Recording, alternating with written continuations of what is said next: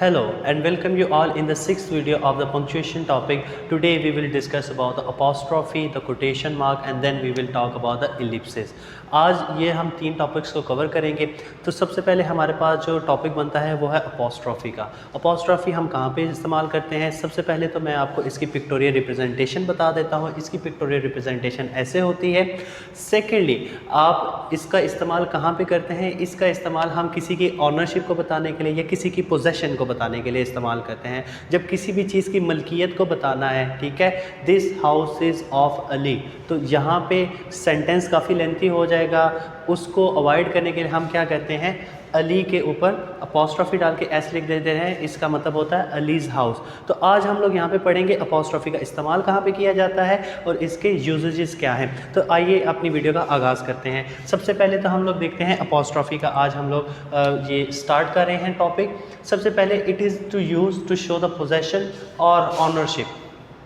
ठीक है बेटा, ये पोजेशन या ऑनरशिप को बताने के लिए होता है, किसी भी चीज़ की मलकियत, यानी कि ये चीज़ मेरी है, मलकियत बताने के लिए अब इसका इस्तेमाल करते हैं। अब इसको इस्तेमाल कर, जैसे कि this house is of Ali के बजाय अलीज़ हाउस कह देंगे। This cat is of Thomas के बजाय थॉमस कैट कह देंगे। फिर हम कहेंगे कि my parents wardrobe is very good, तो उसके बजाय हम कह देंगे पेरेंट्स वार्डरोब। तो यहाँ पे पोजेशन को शो करने के लिए हम इसके ऊपर जो है वो एक, अगर आप देखेंगे तो बिल्कुल ये एक कॉमा की तरह होता है, बट ये क्या होता है, ये वर्ड्स के ऊपर आता है। तो ये अपॉस्ट्रॉफी कहलाती है। अपॉस्ट्रॉफी किस लिए इस्तेमाल करते हैं? हम इसलिए इस्तेमाल करते हैं ताकि पोजेशन को या ऑनरशिप को बता सकें। अब इसको लिखने के तीन तरीके हैं, वो यहाँ पे मैं इसकी एग्जांपल भी आपको दे देता हूँ। पहला तरीका ये है कि जो सिंगुलर नाउन होते हैं, ठीक है, जो सिंगुलर नाउन होते हैं उनके साथ क्या करते हैं, उनके साथ हम अपॉस्ट्रॉफी लगाते हैं उसके बाद, और उसके बाद अपॉस्ट्रॉफी के बाद एस लगाते हैं। जैसे कि एग्जाम्पल देख लेते हैं, I am at Ali's house. अब ये अली क्या है, ये सिंगुलर नाउन है, इसके ऊपर अपॉस्ट्रॉफी लगाई जैसे मैंने यहाँ पे मेंशन किया, और फिर उसके बाद हम लोगों ने एस का इजाफा किया उसके साथ, अलीज़ हाउस, जहाँ पे पता चल रहा है कि ये अली का ही घर है। दूसरा देख लेते हैं, स्टीवर्ड्स पियानो। अब ये देखें, स्टीवर्ड सिंगुलर नाउन है, उसके बाद हमने अपॉस्ट्रॉफी ऐड की और देन उसके बाद एस इस्तेमाल किया। Steward's piano is really expensive. Mary's cat, अब देखिए Mary's cat is playing with her. तो यहाँ पे हमने पोजेशन को इस्तेमाल किया। सिंगुलर नाउन है तो हमने अपॉस्ट्रॉफी उस नाउन के बाद लगानी है, और देन उसके बाद हम लोगों ने क्या करना है, हमने उसके बाद उसके साथ एस का इजाफा कर देना। ये सिंगुलर नाउन के साथ है। अब आ जाते हैं प्लूरल नाउन की तरफ, जमा के तौर पे।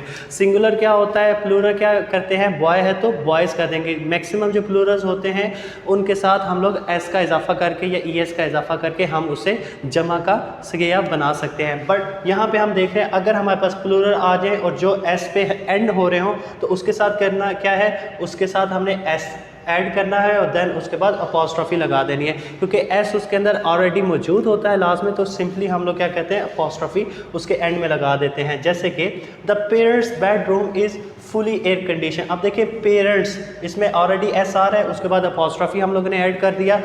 दूसरा आप देख सकते हैं, द राजपूत लिव। अब राजपूत प्लूरल नाउन है हमारे पास, उसके बाद हम लोगों ने क्या किया, सिंपली अपॉस्ट्रॉफी ऐड कर दिया और देन लिव्स इन राजस्थान। तो अगर प्लूरल है और साथ में वो एस पे एंड हो रहा है तो फिर आपने क्या करना है, सिंपली आपने अपॉस्ट्रॉफी पुट कर देनी है, कोई एस या ई एस का इजाफा उसके साथ नहीं होता।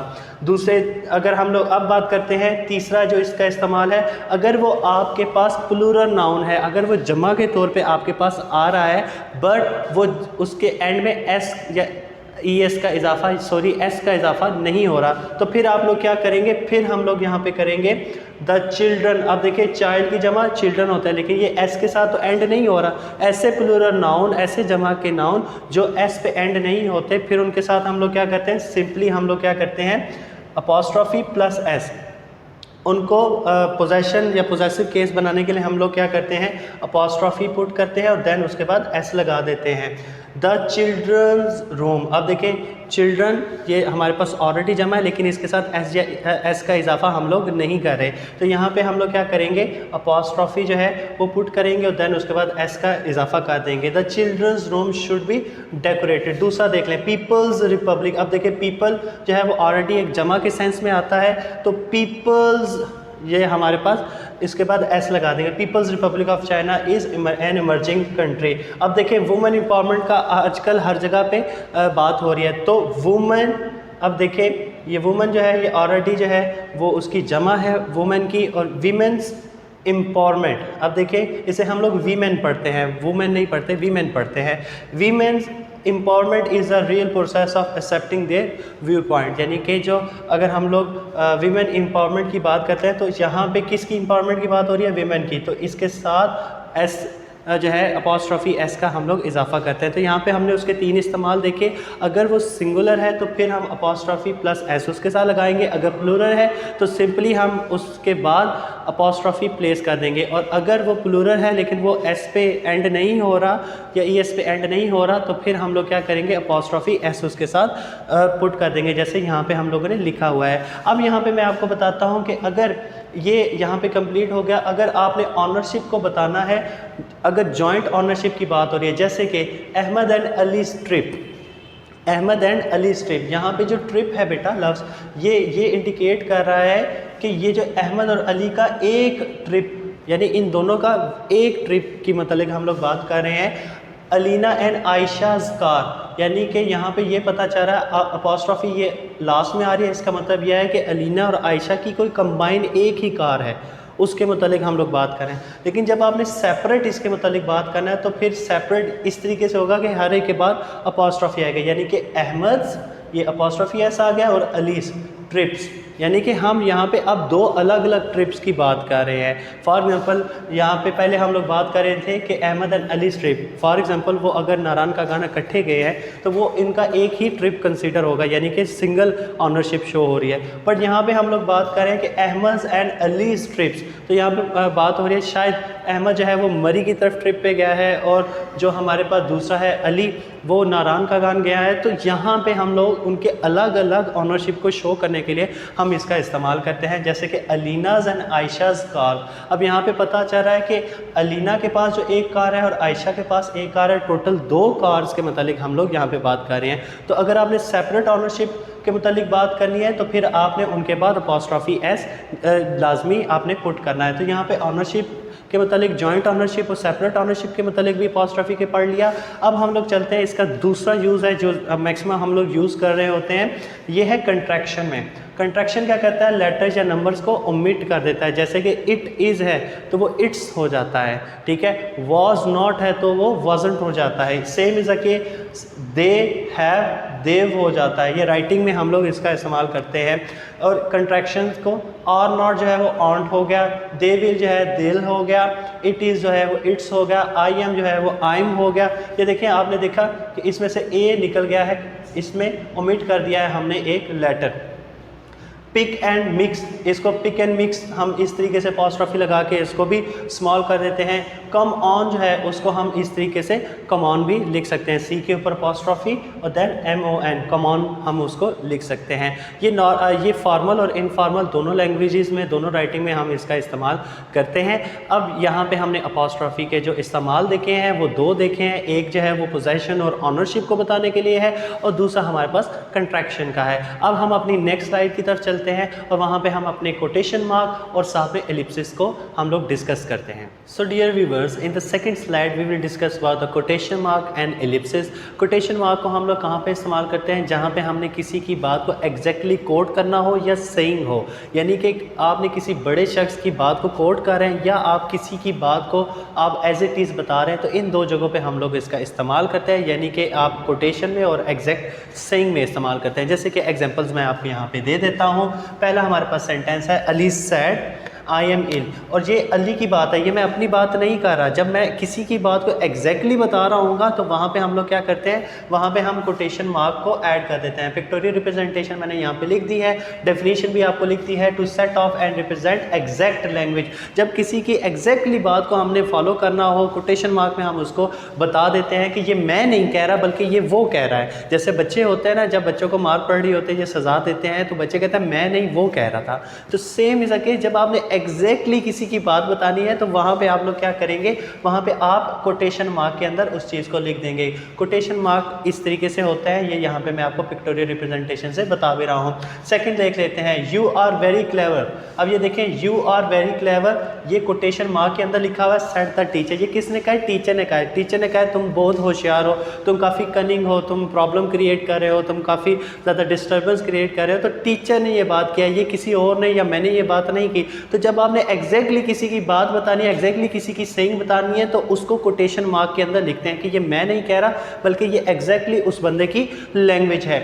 दूसरा देख लेते हैं, quotation mark, to be a rainbow in someone's cloud. अब देखिए ये समवन, यहाँ पे देखें सिंगुलर नाउन के साथ अपॉस्ट्रोफी आ गया, तो इसका मतलब है कि समवन्स क्लाउड, यानी किसी के क्लाउड में आप एक रेनबो बन जाए। अंग्रेज़ी ज़ुबान में जो क्लाउड है वो सम टाइम जो है हम उसको तशबीह देते हैं मुसीबत के साथ, मिजरी के साथ भी। तो रेनबो से यहाँ पे मुराद ये बन रहा है कि किसी की ज़िंदगी में खुशी का सबब बन जाए। ये माया एंजेलो का जो है ये एक कोटेशन है। तो जब हमने ये एग्जैक्टली इसको लिखा तो इसको हम लोगों ने कोटेशन मार्क के अंदर लिखना लाजमी है हमारे लिए।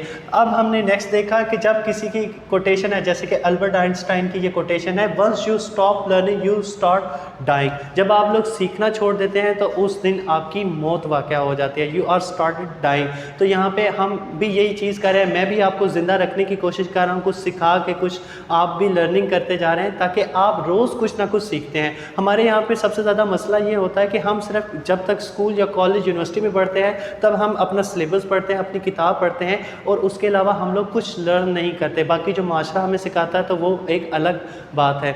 लेकिन आप लोग अगर कोई बड़ा इंसान बनना चाहते हैं, एक बड़ा आदमी बनना चाहते हैं तो लर्निंग मस्ट होनी चाहिए, चाहे वो स्किल आप कोई लर्न करें या अपनी एजुकेशन को लर्न करते जाएं। तो यहाँ पे हमने देखा कि in close quotation and exact saying, जब किसी की एग्जैक्ट बात को या कोटेशन को आपने लिखना हो तो उसके बाद हम लोग कोटेशन मार्क को ऐड कर देते हैं। इसको हम लोग स्पीच मार्क भी कहते हैं, ठीक है।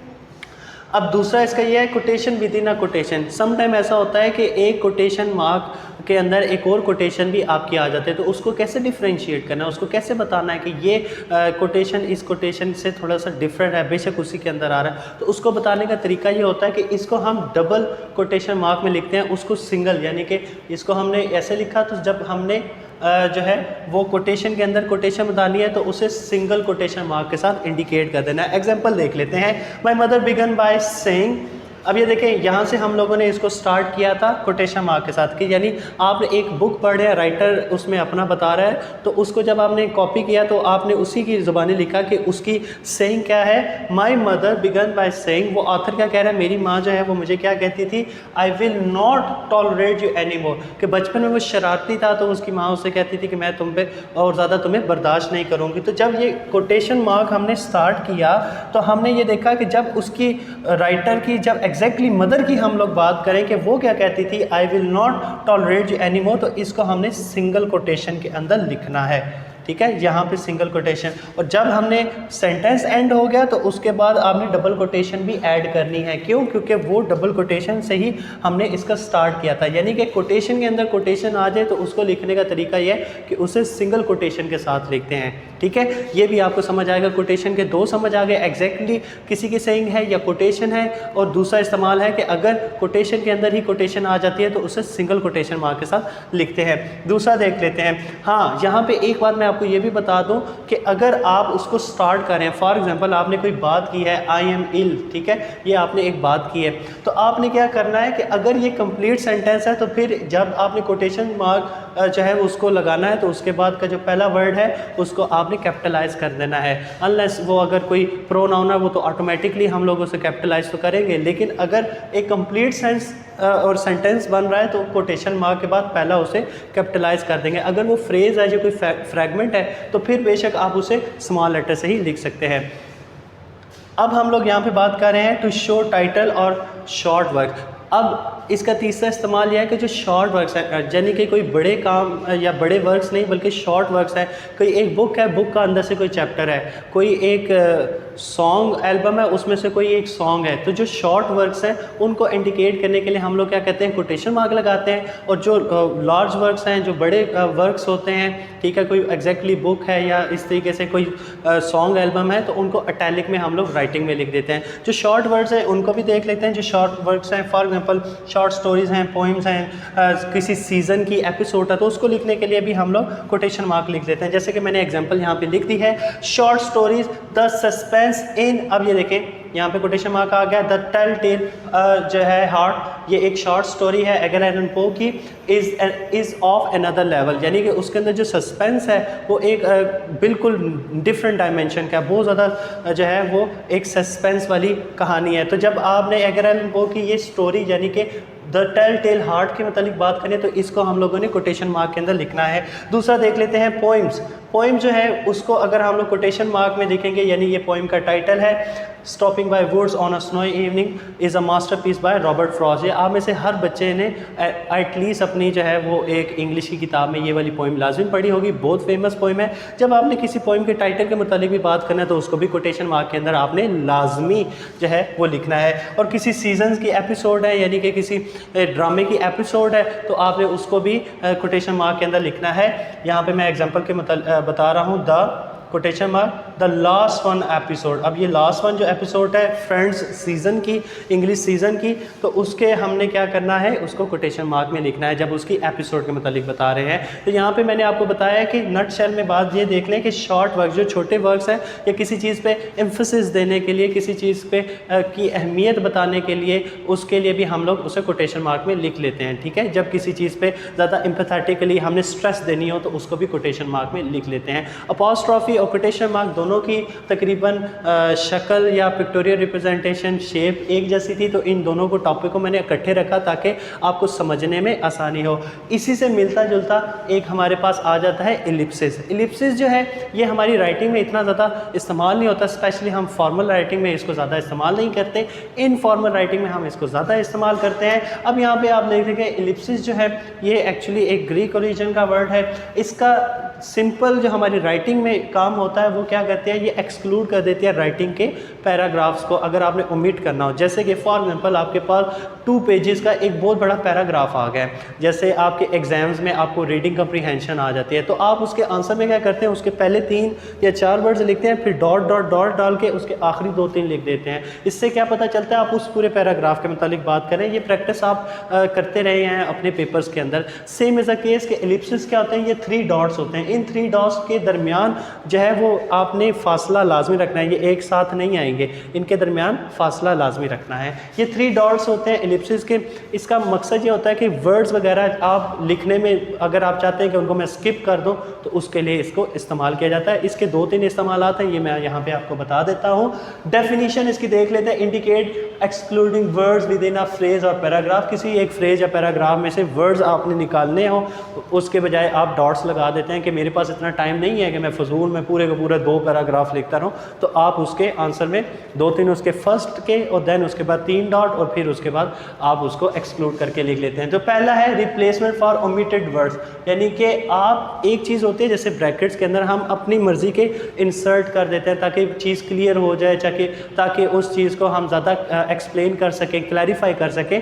अब हमने देखते हैं कि हम उन चीज़ को क्लैरिफाई नहीं करना चाह रहे, बल्कि हम वो लफ्ज़ों को ही निकालना चाह रहे हैं कि मेरे पास इतना टाइम नहीं है कि मैं पूरे पेज को, पूरा पैराग्राफ को, रीडिंग कम्प्रीहेंशन को लिखूं। तो आप क्या करते हैं कि आप अब ये डॉट लगा देते हैं, उससे पता चलता है कि हाँ एग्जैक्टली वो सारे वर्ड्स इन डॉट्स के अंदर मौजूद हैं। The PM has started the meeting 3 dots, यानी एलिप्सिस मैंने यहाँ पे लगाया, that people should plant trees more. अब ये जो पैराग्राफ है शायद ये एक पूरे पेज का हो, ठीक है। The PM has started the meeting about the tree plantation, the tree plantation drive will begin in this monsoon, and then उसके बाद बात करेंगे people should plant more trees, that people should plant more trees more and more about the country. तो जब आपने वो पूरे, अब इसके अंदर क्या बता 3-4 सेंटेंसेस हो, इसके अंदर क्या बता पूरा पैराग्राफ हो, इसके अंदर क्या बता 10 पैराग्राफ हो, तो जब आपने इन डॉट्स को डाल दिया इसका मतलब है वो सारी की सारी बातें आप इसके अंदर कह रहे हैं कि ये सारी बातें इसके अंदर मौजूद हैं। इसका मकसद सिंपली ये है कि आपका टाइम वेस्ट ना हो और आप बजाय कि दो पैराग्राफ इसके लिखें, आप सिंपली ये एक लाइन लिख देते हैं, समझ आ जाती है कि ये कंप्लीट बात हो गई है। अब आपने देखा रिप्लेसमेंट फॉर ओमिटेड वर्ड्स। दूसरा देख लेते हैं, a pause for effect and suspense. जब आप अपनी बात में कोई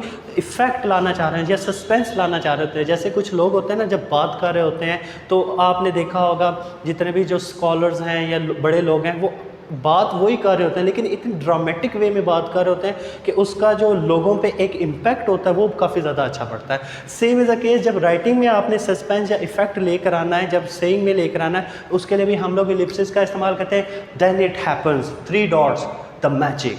यानी कि वो जब आप पढ़ेंगे तो आपके माइंड में आएगा हाँ यार इसमें कोई सस्पेंस की बात हो रही है। Then it happens, the magic. अब वो मैजिक में पता नहीं क्या हुआ, लोगों को जो है उसके मुतालिक वो बता रहा है। तो यहाँ पे आपने देखा कि जब आपने अपनी राइटिंग में कोई इफ़ेक्ट डालना हो या सस्पेंस डालना हो, उसके लिए हम लोग जो है वो एलिप्सिस का इस्तेमाल करते हैं। और लास्ट में है एन अनफिनिश्ड थॉट। जब आप अपनी बात जो है वो इसके 2 तरीके से हो सकते हैं। एक, जब आप एक अपना थॉट जो है उसको एक्सप्लेन नहीं कर पाते कि मैं इससे आगे क्या बात कर रहा हूँ। और सेकेंडली हम इसका इस्तेमाल वहाँ पे करते हैं अनफिनिश्ड थॉट, जब हम आगे से लोगों को कोई पॉसिबिलिटी देना चाहते हैं।